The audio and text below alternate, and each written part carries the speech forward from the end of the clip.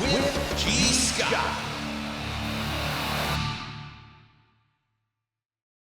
He's back again for the second time, almost needs no introduction, but Jaxon Smith-Njigba joins the reset.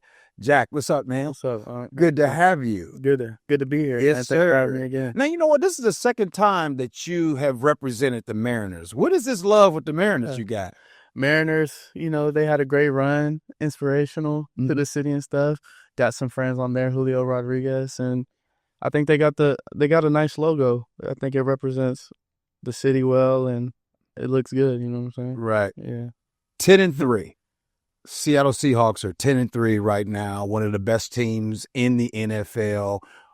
When did you know? Because I didn't know that you guys would be this good. Full transparency. Mm-hmm. When did you know that and realize that this team might be kind of special?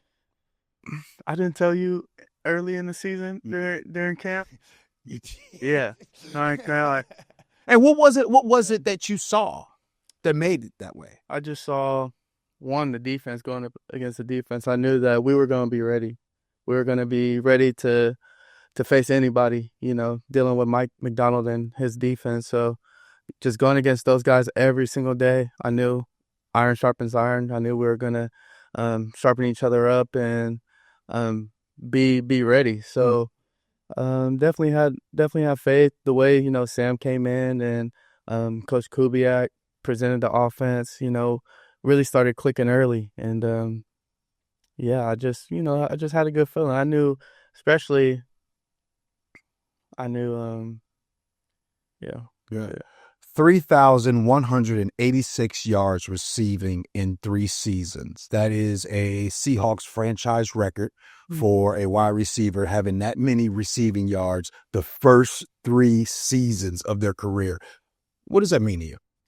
It's a blessing. It's a testament to hard work and a great foundation, that kind of built around me, and just sticking to it, year by year, no matter what's in front of me, just overcoming it and just having a good group, to push me through that, and to treat every day like the same, and to have a great attitude, a great approach, and when my team throws me the ball, catch the ball, and me doing the most of it. So I dedicate that to just locking in and, being me. But Jack, there has to be some type of, like, when I think of you and we Seahawk fans see you out there, like there's now an expectation almost, if you will, because of the numbers you have put up consistently, right? The last first 3 seasons, we're talking about 3,186 yards. It's almost like an expectation that Jaxon Smith-Njigba is going to do this out there on the field. Week to week, how do you handle the expectations that we have on you for your greatness? Yeah. I would say no one has a higher expectation for myself than myself. And I've always said that, I want real great things. And sometimes you got to be real with yourself. And sometimes that's not always getting 100 yards on Sunday. You know what I'm saying? So just being real with yourself, but understanding that I'm my toughest competitor and I want to see myself do great things. And that's what's brought me here. And that's what allows me to do things that people think I couldn't do or didn't expect it. So that's why I'm here, just holding myself to a high standard and putting the pressure on myself more than anybody.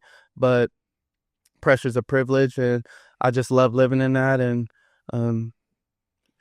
speaking of pressure being a privilege, I love the way you put that. This is year 3 for you, and I would assume that your voice in that locker room is different in year 3 than it is and was in year 1. Yeah. Can you tell us the difference between year 1, your voice in that locker room, and year 3? Yeah.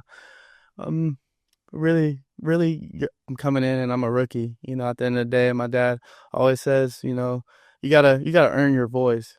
So I didn't really do too much talking. I did, a lot more listening and just going into work every day and showing why I'm here and what you can expect from me. So I just attacked it from that mindset. And now that I'm here in year 3, I can see guys, looking at me, for advice or to talk to, get the team, rally up the team and stuff like that. So, just living in my truth every day. I feel comfortable, sharing that and really leading guys who want to be led by me. Yeah, If you wanna say yeah, that. yeah. And so when you say guys that want to be led by you, is there anyone on the team that you could say, okay, yeah, I'm a leader year 3, but there's someone or a group of people that on this team that I've actually been watching their leadership, right? Mhm. Their leadership has helped you. Is there anyone? Oh, 1,000%. There's a lot of guys. Mhm. We have a lot of leaders in our group, and I mean to say that like everyone, a lot of guys on our team. I can name a handful of guys that are Give me leaders. one. Leonard Williams. What makes him a leader? Just him showing up every day and maybe not being as vocal, but how he got there, his story, and like I said, you can see him living in his truth every day and really standing on what he believes, whether that's going out to practice, whether that's going to meetings, speaking up, um, when he feels like he needs to. We can all respect that, and yeah, he's a great leader for us. Let's have some fun real quick, and let's go a quick lightning round, then I'll come back to regular questions. Quick lightning round. Hardest defense that you have faced this season? Hardest defense. Opponent, I would say, who gave us the hardest looks and stuff, I would say Minnesota, who I think has the best defense. The Texans, probably. Oh, so between those two defenses, but you can only pick one. It's lightning round. Yeah. Minnesota Vikings or the Houston Texans? I'll say Minnesota. Okay, Minnesota. All right. Best crowd you've played in front of this season? Best crowd, easily Lumen Field in the floor. Easy. Okay, all right. One teammate that has elevated Jaxon Smith-Njigba this year? I would say Cooper Kupp. Why? Being able to have real conversations and next level conversations, and he always keeps it real with me, and I respect that. The best DB that you've played against this season? The best DB. I played a lot of good DBs. Yeah. Best DB you played against this season? I would say who gives me the most trouble, honestly. Can I say Devin Witherspoon and Joe and Reek and those guys? They give you problems? Man, it's a battle. It's a battle every single day going against those guys. Josh and his press, Spoon and his smartness, and Reek and his skills. I mean, They get you right. They get me right. They get you right. Yeah. Well, okay. Well, since we're talking about DBs, and this is something that I always want to know. We see, like, look, the Seahawks are blessed with riches. Reek, great DB, Josh Jobe, you know what I mean? Spoon. Can you help us understand what, I'm not asking names or anything, but what separates elite DBs from the average ones?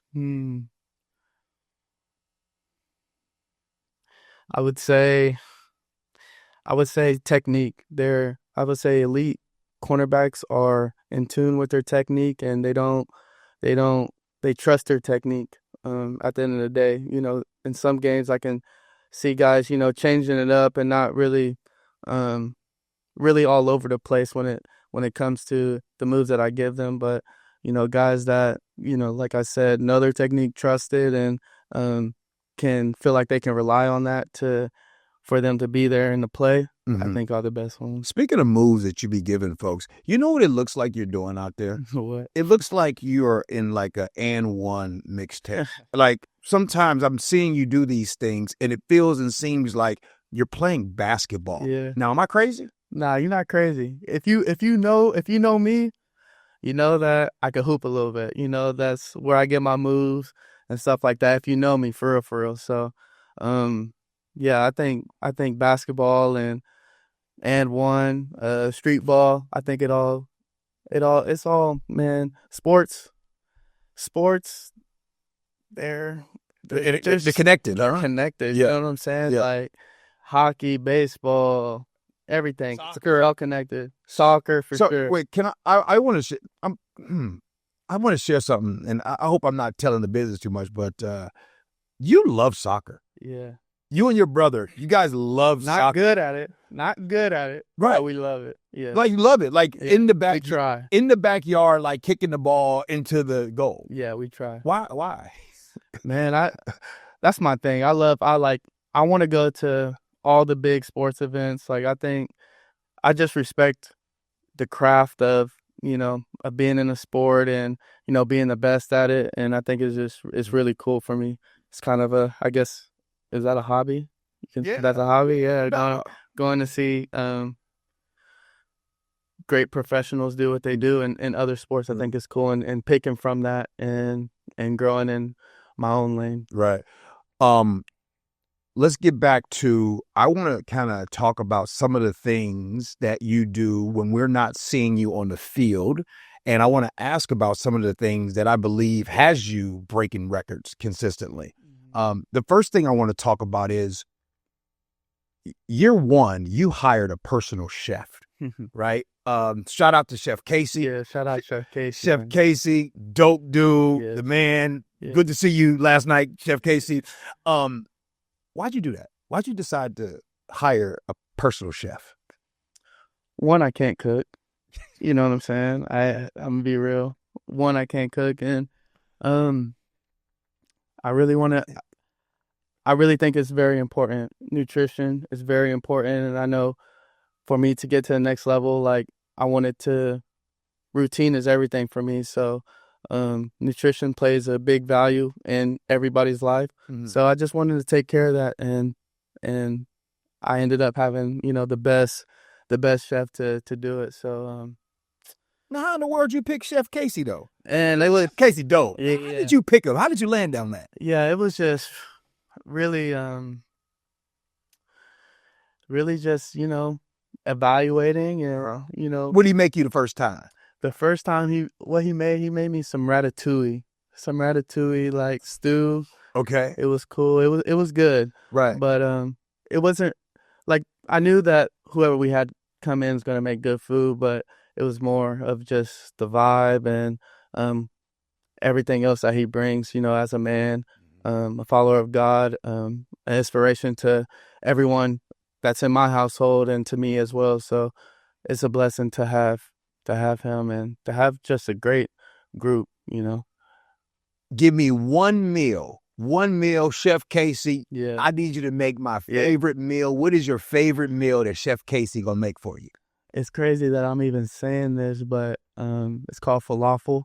Oh yeah. Yeah, it's called falafel, and I never used to eat. I'm eating exotic stuff right now. It's kind of crazy, but it's delicious, man. And he knows what he's doing. Hey man, there's gonna be a lot of people pulling up like, hey, let me get that JSN, that falafel. I don't know where you could get it, but I know, Chef Casey, he gonna whip it up for whip it up for sure. All right. I do want to talk about, obviously, I wanted to shout out Chef Casey because he's an integral part to your success. And I want to talk about Coach Jonathan. I'll do that in a second. Before I do, I want to ask about game day because I want to ask you about game day. And then when Coach comes in, I'm going to ask him to kind of join in. Great. Awesome. Can we talk about game day and these, like, you have a lot of things, like I've been around this organization, guys, for a lot of years. What you do pregame is kind of different. You do a workout every game, right? Before early when you wake up. Mm-hmm. Take us through help us understand. Take us through when you wake up.